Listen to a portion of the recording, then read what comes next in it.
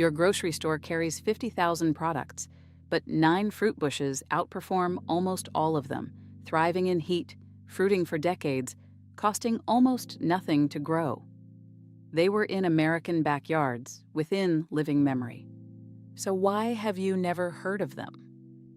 By the end of this video, you will have the answer. The first clue is a bush.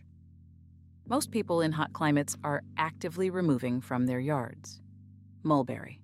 One mature bush produces 30 to 50 pounds of fruit every season and keeps doing it for 100 years. It outperforms blueberries on antioxidants. It contains the same resveratrol compound the supplement industry sells for $20 a bottle.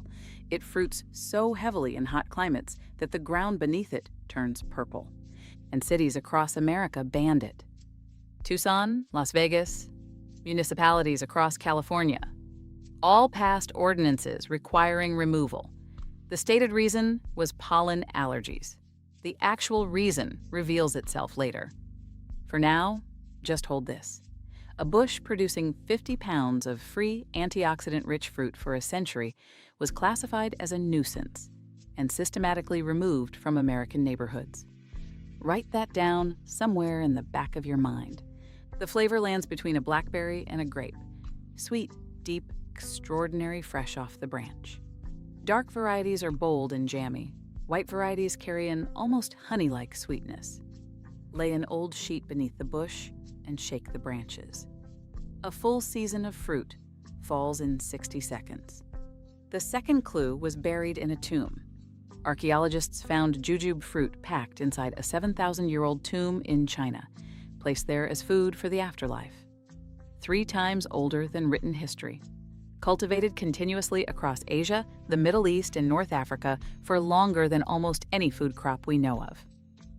In the early 1900s, the USDA began actively breeding improved jujube varieties at research stations in California. Real investment, real scientific momentum, publications, field trials, a genuine push to establish jujube as an American food crop. And then, nothing. The program was quietly discontinued. The varieties disappeared from commercial circulation. Today, you can find jujube in Chinese grocery stores and almost nowhere else. Why would the United States government invest in developing a food crop and then simply walk away? The fruit itself is extraordinary. Fresh, it tastes like a crisp sweet apple.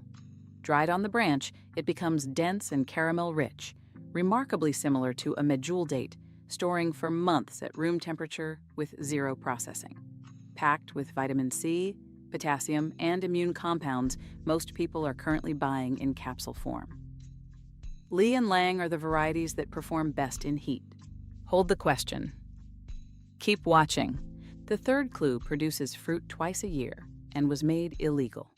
Surinam cherry grows as a dense hedge, handles salt air and 100-degree heat without flinching, and fruits in continuous waves throughout the warm season.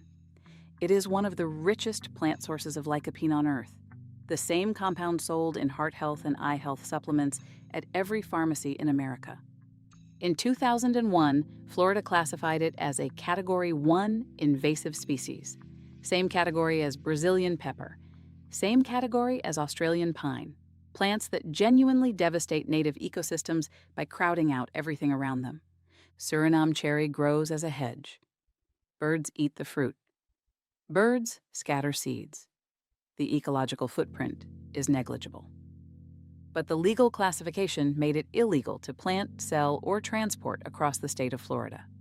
A bush that provides year-round free fruit and nutrients currently sold in supplement form, made illegal. In the same state where supplement manufacturers generate billions of dollars in annual revenue. The fruit ripens from green through orange to a jewel red or deep purple, sweet with a complex spiced edge unlike anything in a grocery store. Dark varieties are noticeably sweeter. Find a cutting from a dark-fruited plant if you can. By now, a pattern is forming. Every bush that disappears from American awareness has the same profile. It produces continuously. It self-seeds. It cannot be patented. It cannot be controlled. And the nutrients it provides are already available, sold back to you in processed bottled subscription form. Keep that pattern in your mind. we have 5 more bushes to cover. Natal plum flowers and fruits almost continuously in warm climates. Dense, thorny, beautiful, and virtually indestructible in coastal heat and salt spray. It provides calcium, magnesium, and vitamin C from a bush that also functions as a security hedge. You will find it sold at garden centers as a decorative ornamental shrub. Almost no label mentions it is edible. The fruit tastes like a cranberry crossed with a plum. Most people who grow it never know they can eat it. Barbados cherry contains up to 65 times more vitamin C than an orange. A single handful exceeds your entire daily requirement. Vitamin C supplements run $10 to $30 a month. This bush delivers a more bioavailable form of the same nutrient for free, from a plant that becomes more productive the harsher the conditions get. Give it your worst soil and your hottest exposure. It will reward you for decades. Miracleberry does something that no supplement, no product, and no food science innovation has ever replicated. Eat one berry, and for the next hour, everything sour tastes intensely sweet. A lemon tastes like lemonade candy. Plain yogurt tastes like dessert. The compound responsible, miraculin, was studied extensively in the 1970s as a sugar substitute for diabetics. The FDA blocked its commercialization in 1974. The company behind it collapsed. The research disappeared. Today, Miracleberry grows in warm, humid climates, producing hundreds of berries per year from a single established bush. It requires acidic soil between 4.5 and 5.5 pH. Get that right at planting, and this bush performs for 30 years. Longan produces for 50 years and gets more productive every decade. Tougher than lychee, more heat-tolerant, better suited to climates without cold snaps. Rich in vitamin C, potassium, and polyphenols that support circulation and eye health. Fresh Longan costs $4 to $8 a pound at specialty stores. A mature bush produces hundreds of pounds. Apply wood ash around the base in late summer before flowering. It dramatically improves both fruit set and sweetness. Pawpaw is the largest edible fruit native to North America. It tastes like mango, banana, and vanilla custard. George Washington grew it. Thomas Jefferson grew it. Lewis and Clark survived on it. It outperforms apple, peach, and grape on protein, B vitamins, and magnesium. It cannot be shipped because it goes soft within 2 to 3 days of peak ripeness. So it was never commercially developed. No investment, no marketing, no shelf presence. An entire fruit vanished from national consciousness, not because it was inferior, but because the distribution system could not monetize it. Plant 2 varieties within 30 feet of each other. Shenandoah and Susquehanna cross-pollinate and produce dramatically more fruit together. Your great-grandmother knew this bush. Your grandmother likely knew it too. It grew along the fence line. It was harvested every fall. It was cooked into syrups and preserves that sat in the pantry all winter and kept the family healthy through cold season. Then one generation stopped knowing.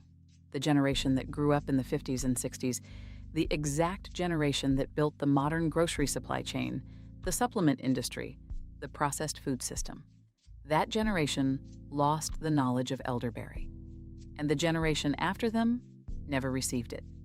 A randomized controlled trial published in the journal Nutrients found elderberry reduced cold duration by an average of 2 days. A meta-analysis confirmed consistent reductions in flu severity, 2 fewer sick days per year from a bush that grows wild in every hardiness zone in the continental United States. The global elderberry supplement market is now worth over $1 billion annually. A bush your great-grandmother grew for free is now a product sold back to you for $40 a bottle. That is not a coincidence. That is the answer to the question we asked at the beginning of this video. Here is what ties all 9 together. Between 1940 and 1980, the American food system underwent the most concentrated period of vertical integration in history. Grocery chains, distribution networks, cold storage, processed food manufacturing, supplement manufacturing. Each of these industries required one thing to function: a population that depended on them. A population that grew its own food did not depend on them. A population that harvested its own medicine did not depend on them. A population with mulberry bushes and elderberry hedges and jujube trees in their backyards was a population that was partially free from the transaction. So the mechanism kicked in. Not through conspiracy, not through any single decision in any single room. Through something simpler and more powerful than conspiracy. Economics. What cannot be patented cannot be sold. What cannot be sold cannot be funded. What cannot be funded cannot be researched. What cannot be researched disappears from the literature. What disappears from the literature disappears from awareness. What disappears from awareness disappears from the garden. And what disappears from the garden gets replaced with a supplement, a product, a subscription, a recurring purchase. Within one generation, your great-grandmother had a mulberry bush. Your grandmother may have had elderberry along the fence. You are watching a video to find out what they were. The good news is that none of this is irreversible.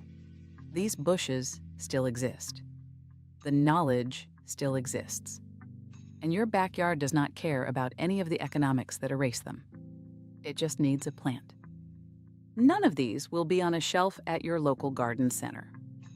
Drop the word bushes in the comments right now, and we will send you a complete sourcing guide, exactly where to find every one of these online and which specialty nurseries carry them. Drop bushes below. If this video changed how you see your backyard or your grocery store, hit subscribe. Every week on this channel, we cover the plants, the seed industry, the supplement industry, and the agrochemical industry never wanted you to find.